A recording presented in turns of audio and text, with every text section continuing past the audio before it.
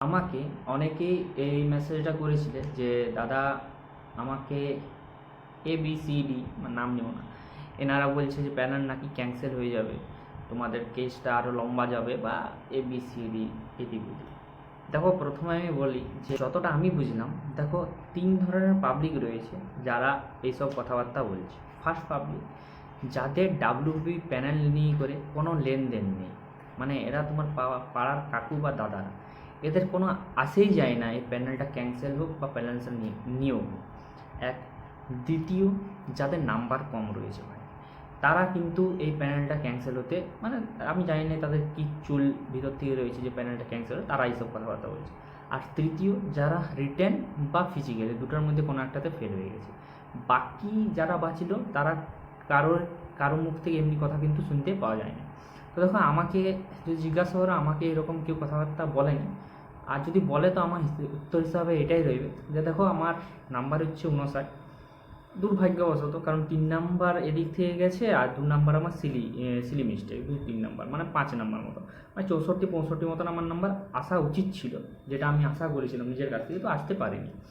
তো যদি আরেকবার প্যানেল ক্যান্সেল হয়ে যদি আরেকবার পরীক্ষা দিতে হয়, তো ভাই আমি 70 তুলব, সিধা কথা, আমার এটাই উত্তর। কারণ আমি 64-65 এমনিতেই তুলতে পারছি, আর বর্তমানে আমি যদি আরও সময় পেয়ে যাই তাহলে আমি অবশ্যই 70 তুলব, এটা আমার সিধা উত্তর রইবে। আর অনেকে এটা বলছিলে, দাদা যদি তোমাকে কলকাতা পুলিশটাই করার ছিল তাহলে তুমি WB-তে কেন ইন্টারভিউ দিতে গেলে? তুমি কলকাতা পুলিশটার জন্য ভালো করে পড়তে, তাহলে ওই সিটটা তুমি পেয়ে যেতে। আরে ভাই, কলকাতা পুলিশে আমি আদৌ চাকরি পাবো কি না তার কোনো গ্যারান্টি আছে কি? এখনও কলকাতা পুলিশে জাস্ট প্রিলিমসটা হয়েছে, আমি আশাবাদী প্রিলিমসটা পাস করবো। চলো, আমি এটাও মেনে চললাম, যেহেতু আমি ফিজিক্যাল এখন প্র্যাকটিস করছি, ফিজিক্যালটা পাস করবো, কিন্তু মেন্সটা তো আসলে খেলা তো মেন্সে এমনি হয়ে গেল, প্রিপারেশন ভালো থাকা সত্ত্বেও আমার দিনটা খারাপ চলে গেল।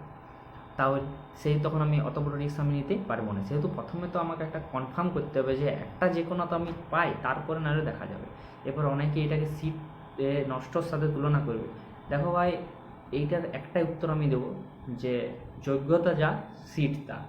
যার যোগ্যতা রয়েছে সে একটা নয় একাধিক সিটকে অ্যাকোয়ার করবে, সে সিলেক্টও হবে আর সেখান থেকে চলেও যাবে।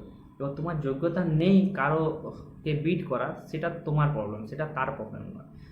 এটা হিসাবে আমি এটাই বলতে, আমার অনেক বন্ধু আছে যারা কনস্টেবলে পাস চাকরি পেয়ে যাবে সবাই, কিন্তু তার সঙ্গে তারা টেটের যে ইন্টারভিউগুলো চলছে, আমাদের পুরুলিয়া ডিস্ট্রিক্টে এখনও ইন্টারভিউ মানে শুরু হওয়ার কথা ছিল কিন্তু হয়নি, প্রাইমারি।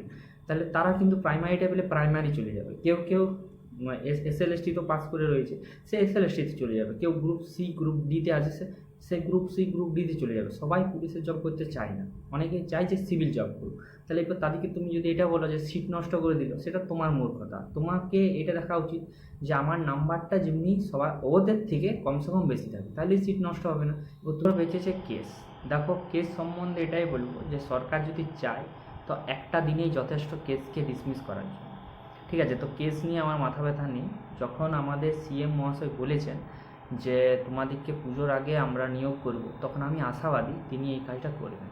যদি না করে তখন আন্দোলন বা অন্য কিছু ভাবা যাবে। আপাতত তাদেরকে, তিনি যখন নিজের মুখে বলেছেন, তিনি নিজেই পুলিশ মন্ত্রী, তিনি নিজেই বলছেন, আমি তার কথা না শুনে আন্ডু পান্ডু পাড়ার লোকের কথা শুনতে আমি চাই না। কে কী বলছে আমার এসে যায় না, কিন্তু তিনি যখন বলেছেন তখন অবশ্যই কিছু ভেবে করে বলেছেন। আর যদি না হয় তখন দেখা যাবে। আপাতত আমাদেরকে একটু কিন্তু ওয়েট করতে হবে।